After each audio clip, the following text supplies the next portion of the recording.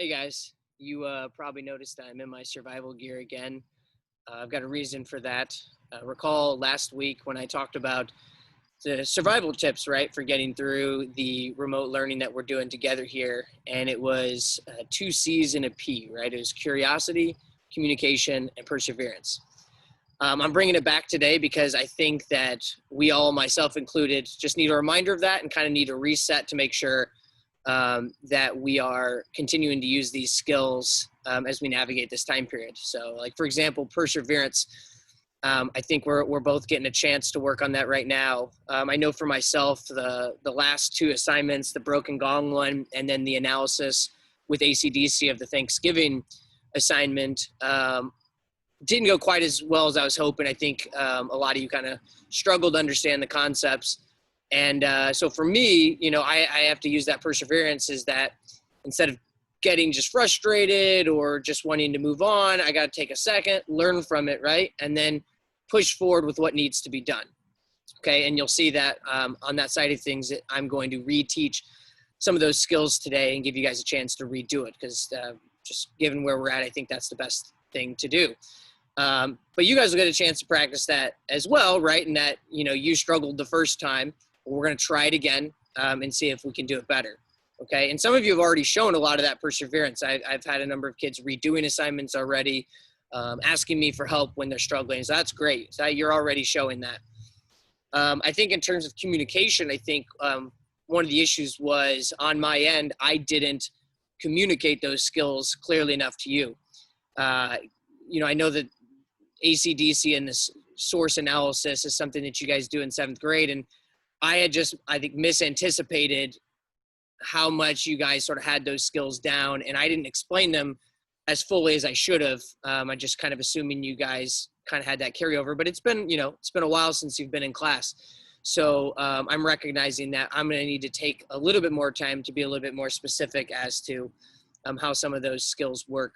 And I'm going to challenge some of you guys on that communication end to be more communicative with me.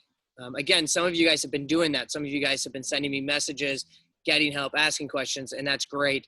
But I think there are some out there who are struggling and they're not contacting me at all, not showing up to office hours. Again, office hours is a great opportunity for us to get face-to-face. I can pull the assignment up on the share screen through Zoom. If you're struggling, that's a great opportunity to get that help. That's part of that communication, okay? So that's 2 to 3 every weekday I'm on. Anyway, the very last thing, and I'm actually going to go into these assignments, is I did want to show you guys how to see the messages I'm sending you, because I think some of you, I'm writing messages on your assignments, and I don't think you're seeing them. So let me pull that up real quick. That's the wrong screen. Okay, so I'm just pulling this up. This is a version that where I'm a student, okay, for the stuff that Dr. Woods does for us. We're students in his Google Classroom, so I wanted to show it from a student's point of view. So if you're a student and you go to classwork, right, and you look at your assignments, one of the things I've been trying to stress is go back and look at your old assignments and see if I've made comments, okay? So you would have to then click on, I'll just pick breakfast in the classroom one. And here's the deal, you can't see the comments when you first hit that. So if you just immediately click the assignment right here, you're not going to be able to see the comments I have for you. So this is the really important thing, guys, is check this out. Look at view assignment, click on that. Then it takes you into this space here. And Dr. Woods hasn't sent me any comments, so there's not anything there. But this right side is where I would give your comments. And so again, especially a number of you, go check that on your assignments, and you'll see probably 2 or 3 comments where I'm like, hey, are you here? I'm trying to let you know something. So that's part of that communication piece. Again, I want to be totally clear on. Okay, let's then go to the part where I'm going to reteach some of these skills. Because basically today, I'm not going to add a new assignment. Instead, I'd rather you relearn some of these skills and either redo the Mystery of the Broken Gong assignment or redo the Thanksgiving one. Or if you want to, you can redo both, right? That's not a bad idea if you know you struggled on both of them. But at a minimum, let's go back and rework those skills there. So I'm going to kind of go over the Mystery of the Broken Gong assignment again and kind of re-emphasize some skills and explain some a little bit more fully what I'm looking for, okay? So I'm just going to, let me just also pause to say that We did start the Constitution Crash Course unit yesterday, and so we are going to get back to that tomorrow. We're just pausing to kind of shore these ideas up and kind of make sure we're solid on them. But we are still doing that unit. We're just taking a day break for this. These skills we're working on, the ACDC, aren't really directly a part of that Constitution unit. They're just skills that we're going to use here and there in lots of different units. So that's why I did at the beginning of the year, just to make sure, you know, we had some memory of those skills and that we can draw on them later. Okay, I tried to do a shortened version on this document of ACDC, and I just tried to put it as a couple questions for each one that we've been talking about so far, okay? So remember, this is ACDC are just basically the things you're looking at when you're deciding if a source is trustworthy or not. Okay, remember I opened that whole lesson about the rumors that spread about 5G cell towers spreading coronavirus, right? And how people weren't checking whether those sources were reliable and how that was leading them to literally burning cell towers and stuff like that. Okay, we want to avoid those kind of situations. We want to make sure we know how to find out if a source is a good source or not. So the things we're looking at, the first two, is we're looking at the author themselves and just like, what are they like and whether that's a good source to have. And also the context around what that author was experiencing at that time, okay? So author means, first of all, are they an expert, right? Neither of those people who spread those messages, Wiz Khalifa or John Cusack, were experts, okay?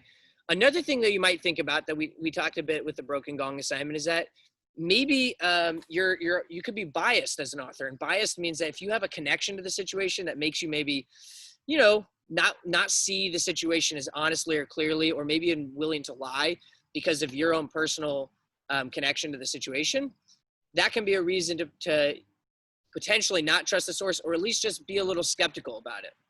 That's author, okay? Context then means, now what was going on around that time? Was that author even there? Did they witness the event? Did they have something going on that might affect their ability to be fair in that situation during that time? So again, context is what was happening at that time. And then corroboration is basically then checking with other sources that you think are trustworthy to see what they say, right? Always double checking the information you get. And then that last step, determine usefulness, means now that I've thought about everything, now I have to make a decision, right? It's just the last step of going, okay, am I going to use this source or not? Okay. But you need to do the back work first to know whether or not it's a good source. Okay. So the mystery of the Broken Gong assignment. Let's go here first. And guys, this might be a slightly longer video, and I apologize, but I really want to make sure we get this understood.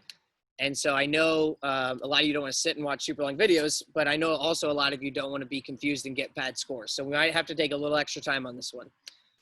Okay, so here is the event again, right? This fictional scenario. Recently, a student broke Mr. Peterson's gong. Mr. Peterson was greeting the students at the door when he heard a crashing noise and the ring of his beloved gong. When he looked in the room, he saw two students, Jordan and Lanaya, near the desk and the broken gong on the ground. Mr. Peterson wants to know who broke it so that they can pay for replacement. Since he didn't see what happened, he has to rely on witness statements. He's collected these statements from different sources, but is having trouble figuring out who did it. The stories are very different. So again, guys, right off the bat, if you're getting different stories, that means they can't all be right. So that means you guys have to do the hard work of figuring out who to trust and who not to trust. So those are the witness statements, which, you know, you've gone through before, so I'm not going to read them all out loud right now. But those are the things to kind of come back to as you think about the sources. But I do want to point out, for the early part, sometimes the most important stuff you're looking for is who they are and what their connection is to the situation, more than just what they said. And so, like, let's just look at one together to make sure we know what we're doing. Okay, so you have Jordan first, right? You're going to figure out who does he seem to think it was. And so if you go and you look at a statement, he says, Lanaya came up behind me for no reason and shoved me into your desk. That knocked the gong off your desk. So he's pretty clearly trying to show he thinks it's Lanaya's fault, right? He's saying Lanaya pushed him into the desk and that's what caused it. So you would just put Lanaya there, right? Can this source be trusted? I'll just go ahead and put it in. All you have to do there is put yes or no, right? But that's where you have to do the thinking first before you know whether the source can be trusted or not. And then the why or why not is explaining what made you decide that they were trustworthy or not trustworthy. So let's just think about this one together, okay? Actually, this is where I want to go back and show you. This was something, guys, I showed you on the day we did the assignment, and I think, and again, maybe I didn't explain this clearly enough, but I don't think a lot of you used this on the assignment, okay? I had us brainstorm these ideas, and then I wrote them up there directly because I said these are the kinds of things you should be looking for, right? I said, what are all the possible reasons why one of these sources might either lie or just accidentally give an inaccurate statement, okay? So that means these are all things that might apply to some of those people. And I'm going to just say it for you. They're all going to apply to somebody in there, okay? So somebody or more than one person might be lying because they might be involved in the situation and might have done it but didn't want to be in trouble, okay? Another person might be friends of one of these people and they could lie to protect that friend, right?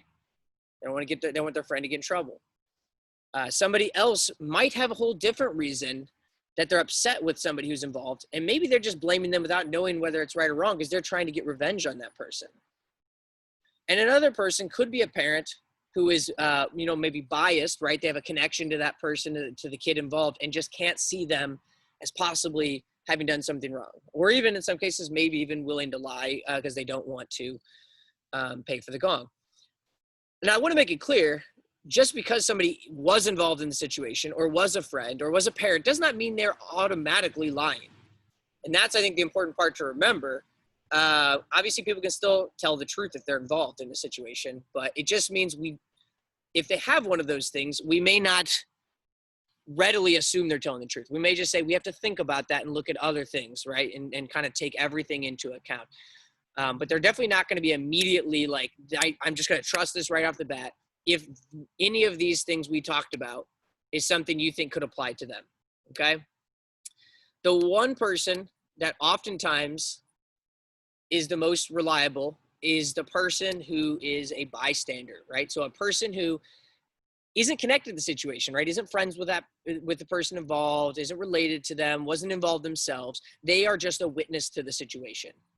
So when you're looking through all of these, you're looking to see, are any of these people a bystander, right? And if you see one of them as a bystander, then that person should be right off the bat the most trustworthy typically. And that story is the story you should probably start with as, okay, this sounds about right. Now let me connect it with everything else and see what it tells me. Anybody else who hits one of these things, right? Who one of these ideas seems to apply to them. Again, we don't know for sure that they are lying or inaccurate, but we have to kind of keep them in question until we can kind of check it with more sound information. We need to corroborate what they're saying, essentially, right? And if we can corroborate one of those people's statements with a bystander statement, somebody who we can trust, then we can start to figure out what probably really happened. So real quick here, go ahead and pause your computer. And I just want you to write down in your notebook, okay, remember to have your notebooks out each time you do this. Write down your notebook whether Jordan, okay, the person who was involved in the potential fight, whatever it was, with Linnea, is that a kind of person who you think would be trustworthy? And if so or if not, why, right? Can we connect one of these ideas we discussed to Jordan, either something that makes him suspect these ideas or something that makes him appear trustworthy? Go and pause it. Okay, so I'm going to assume you've already done that and you've now unpaused it. And I'm just going to go ahead and help you out on this one and say, I think Jordan right off the bat is somebody we have to just be a little bit skeptical about because he's involved in the situation, right? That's one of our ideas we discussed, is that he was involved, so he could be lying to keep himself out of trouble. Maybe not, but it's also possible. So we're not going to readily assume that he is definitely telling the truth, okay? And I would actually say, guys, when you redo this assignment, just go back to this video, pull this up, and pause it on that picture right there, so you have it up as you do the assignment. But anyway, I'm gonna put maybe, right? I can put maybe because it's not like I know for sure I don't trust him, but I'm certainly also not sure that I can trust him. And I'm gonna put, he could be lying to stay, out of trouble, right? And so the rest of this assignment, I want you guys to do that too. And hopefully now it's much more clear what you're doing. So the same thing with Lanaya. Who is she seeming to blame? Do you trust her, and why or why not? And before you answer that, think about who she is and what her connection is to the situation, and if there's any possible thing that might make her not trustworthy, or just that might make you skeptical of whether she's trustworthy, which would be these things, or whether she seems to fit sort of a label that would make her seem trustworthy. Okay, and then keep doing that again the rest of the way. And then I think when you go back and try to do the conclusion again, those who did struggle with trying to figure out who did it, I think it'll be easier. The picture will hopefully seem clearer as to who you think might have done it at that point. Cool. If you're doing this at home and you know you want to redo that assignment, I would encourage you just to pause this video now and start working on that. And then you can come back and watch the second half if you want to redo the Thanksgiving one too. Okay. But I'm going to go ahead and move on to the Thanksgiving one. So there it is. I'm going to pull this up. So everything you did with this ACDC, or everything you did, sorry, with the Broken Gong assignment was using ACDC, right? It's all the same stuff. You're just applying it to a historical source now, right? When you look at when you look at Jordan and say, he might be kind of biased. He was involved in the situation. That's the author stuff we do for ACDC, right? Author, are they an expert or not? Are they biased or not, right? That's one of our questions for thinking about the author, right? When you look at another character, I'll give you a hint, like with Alexis, you might want to think about the context.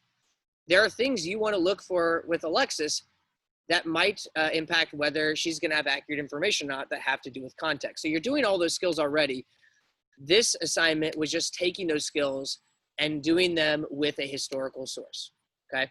So I'm just gonna read the directions real quick. And yes, that's another thing, guys. Please, for your sake, read the directions, because that's another thing I'm seeing. I'm seeing kids who are struggling who it appears they're making mistakes that they missed because they didn't read the directions. Okay, anyway.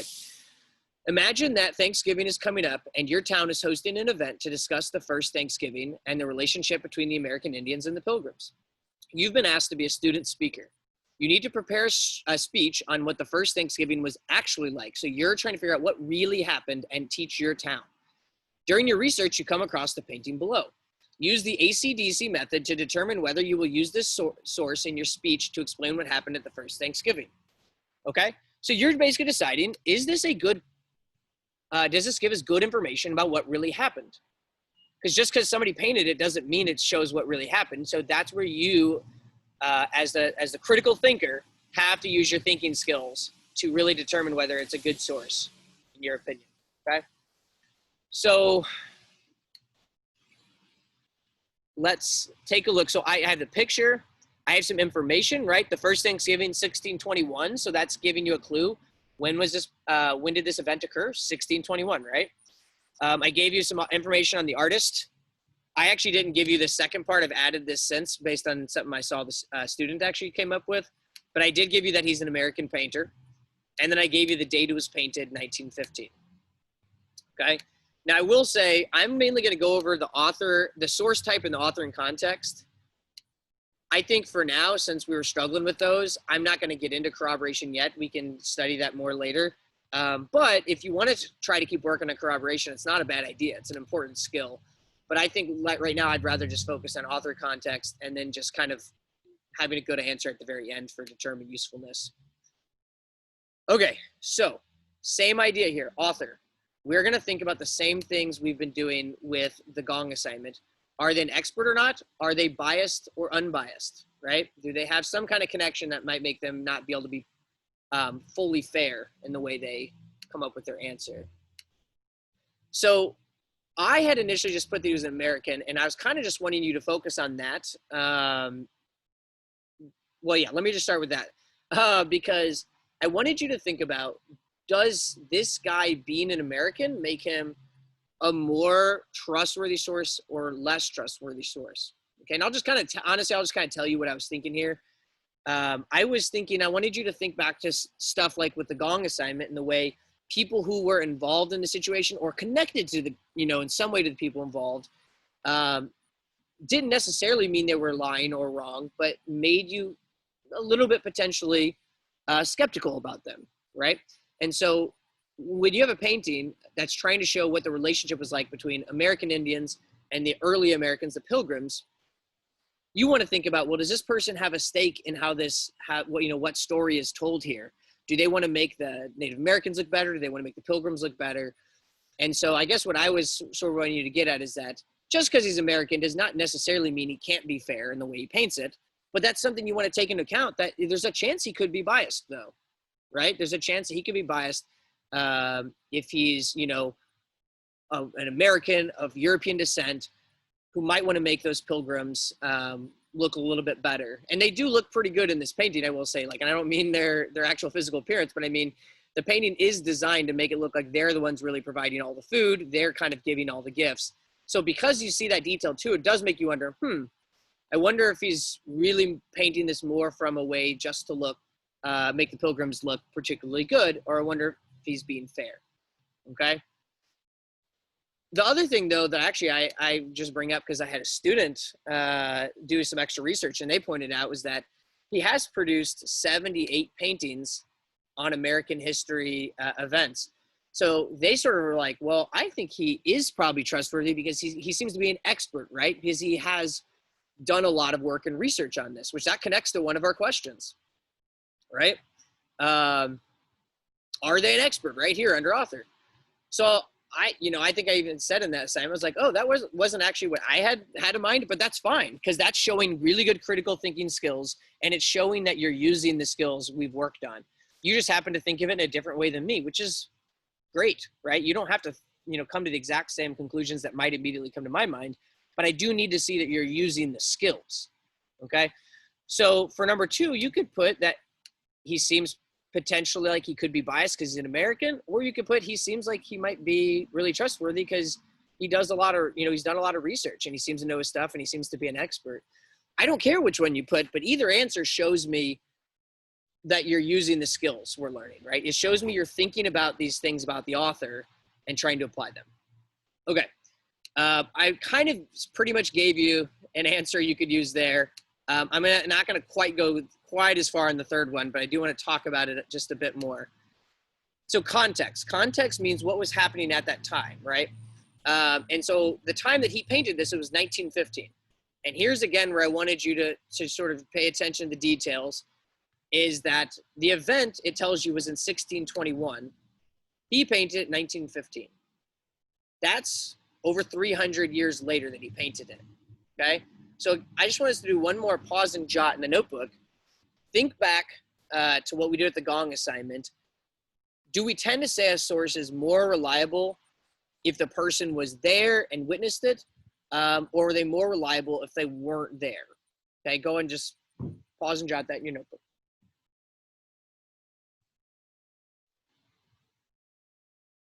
Okay, so I'm gonna assume you have done that and you've unpaused it. And I'm not, honestly, I don't know if I want to fully answer that for you because I want you to I want to see what you come up with. But if nothing else, I hope that this question is more clear to you now that I'm going over this, that the context was he painted it in 1915. And how does that impact whether you trust it or not? Would you trust it because it's been a long time, or would you not trust it as much because it's been a long time? Think about that, see what you feel, and then explain your thoughts for the answer, okay? Again, don't feel like you have to redo the corroboration if you're just struggling with this and you just kind of want to get your head around the first 2 concepts. And then at the end, hopefully you'll have a better sense now of whether you would use that source or not after getting sort of a clearer picture on what we should be learning from author and from context, okay? I think that was everything for that one I wanted to do. Like I said, I hope that this is more clear what I'm expecting for you, what the skills actually look like when they're applied. If you're still struggling, again, that's that communication piece. It's one of our survival skills. Please just reach out to me. Email me. Send me a message through Google Classroom. Get on Zoom office hours, one of those things. I'm happy to help you, okay? the very last thing is I do have to have you submit something new because I have to have something new submitted each day for attendance purposes. So I also have attached to this assignment an exit slip. It's asking you to put your name down, obviously. And then it's just asking you, what assignment are you going to redo? Okay. Are you going to do the gong, the Thanksgiving one, or both?